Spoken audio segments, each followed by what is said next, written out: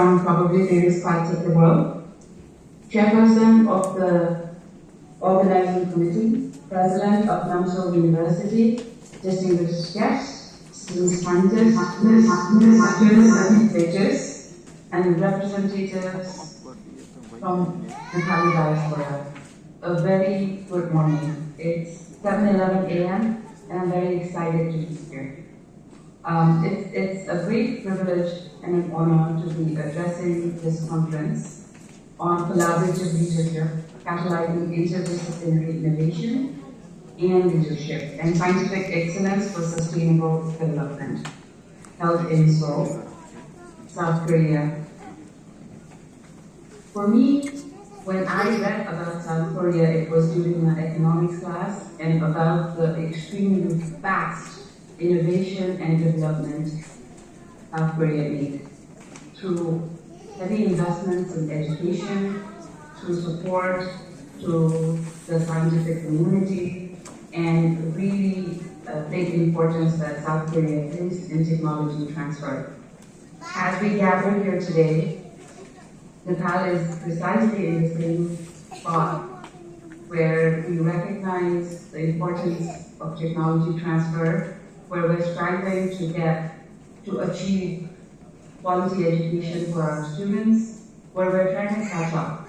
So to everybody who's present here in the conference, there are a few things I'd like to communicate and ask.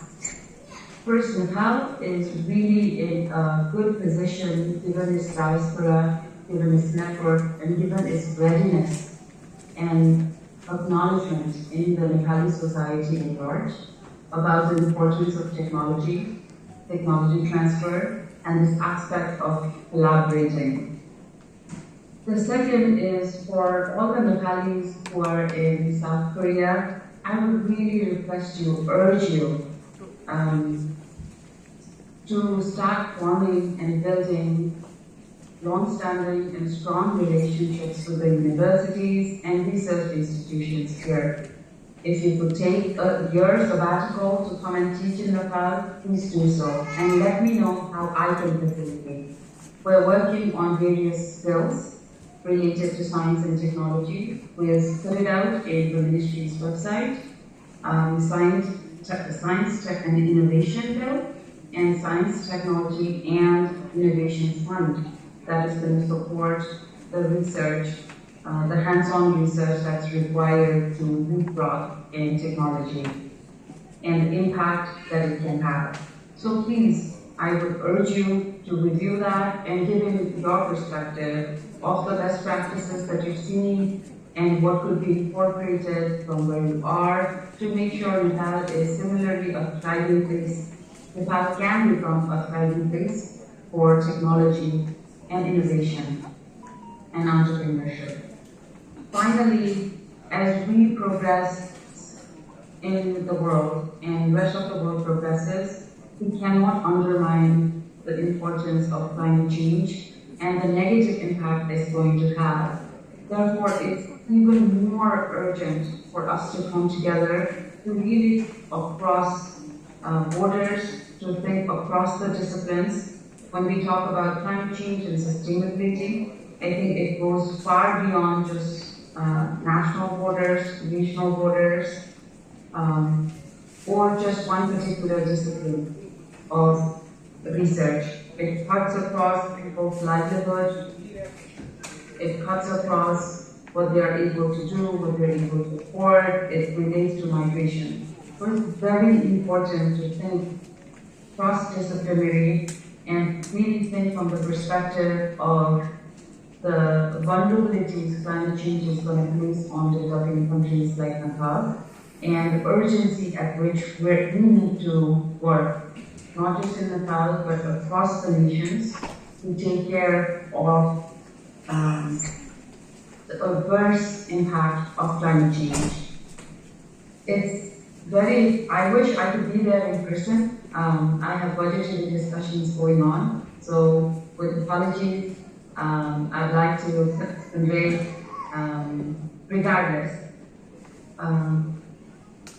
because that's happening there right now. there are a few areas that I wish you all the success, which is really creating a very concrete collaboration plan across nations, across universities, and across discipline. I would really urge you to recognize every scientific discovery, everything we do is ultimately for humanity and is ultimately to become a better human being. So to keep that at the center, this is one of the things I tell my students. As you're getting educated, it's important to know the theorems, it's important to know the technology, but the first and foremost thing about education is to become a better human being and to be a compassionate human being. So as you discussed today about scientific discoveries, about fostering innovations and scientific excellence, I really urge you to keep humanity at the center of everything you do, to keep helping each other at the center of everything you do, and to make it your first design principles as you go about it. As Minister of Education, Science and Technology, I warmly extend my greetings, and I welcome you to come to Nepal and to have this kind of conference in Nepal so that we're able to better foster our collaboration. We have really good universities that are really eager to collaborate across countries.